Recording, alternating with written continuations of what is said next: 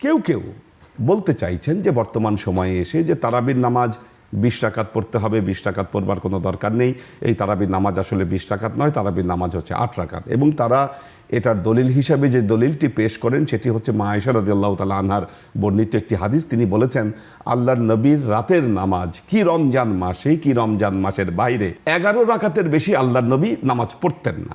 এখন যারা এটাকে দলিল হিসাবে পেশ করেন, আমি তাদেরকে অনুরোধ করব যে আপনারা আগে যে এই হাদিসটি যেই অধ্যায়ে বর্ণিত হয়েছে আপনারা সেই অধ্যায়ের টাইটেলটা দেখেন, এবং ওই অধ্যায়ের টাইটেলটাই কিন্তু তাহাজ্জুদ। কারণ রমজান মাসের বাহিরে তো আসলে তারাবির নামাজ হবে না, শুধুমাত্র রমজান মাসেই কিন্তু আল্লাহর নবী তারাবির নামাজ আদায় করতেন। আর এখানে যেহেতু নামাজের ব্যাপারে বলা হয়েছে কি রমজান মাসে আর কি রমজান মাসের বাইরে, আমরা স্পষ্ট হয়ে যাচ্ছি যে এই নামাজে মা আয়েশা রাদিয়াল্লাহু তাআলা আনহা যে নামাজের কথা বলেছেন এটি সালাতুত তারাবি নয়, এটি নিঃসন্দেহে এটি তাহাজ্জুদের নামাজ, সালাতুত তাহাজ্জুদের নামাজ। এবং তাহাজ্জুদের নামাজ কিভাবে আল্লাহর নবী 8 রাকাত পড়তেন আর 3 রাকাত হচ্ছে বেতের, তো 8 আর 3 11 রাকাত নামাজ, এটা তাহাজ্জুদের নামাজ হিসেবে আল্লাহর নবী রাতের শেষ ভাগে এই নামাজটি আদায় করতেন।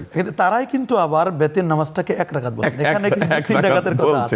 এবং সবচাইতে মজার ব্যাপার হলো এই হাদিসটি যে অধ্যায়ে বর্ণিত হয়েছে সূরা সহিহ আল বুখারীতে, এবং বুখারী এই হাদিসের নিচেই ইমাম বুখারীর যে ওখানে যে সরা লেখা আছে, যে আপনি বুখারী শরীফের ভেতরে ওই সরার ভেতরেই হযরত আব্দুল্লাহ ইবনে আব্বাস রাদিয়াল্লাহু তাআলা আনহুর বর্ণিত যে হাদিসটি বর্ণিত হয়েছে যে আল্লাহর নবী 20 রাকাত তারাবির নামাজ মসজিদে নববীতে পড়িয়েছেন, ওই হাদিসটা কিন্তু বুখারীর ভেতরেই ওখানে উল্লেখ আছে।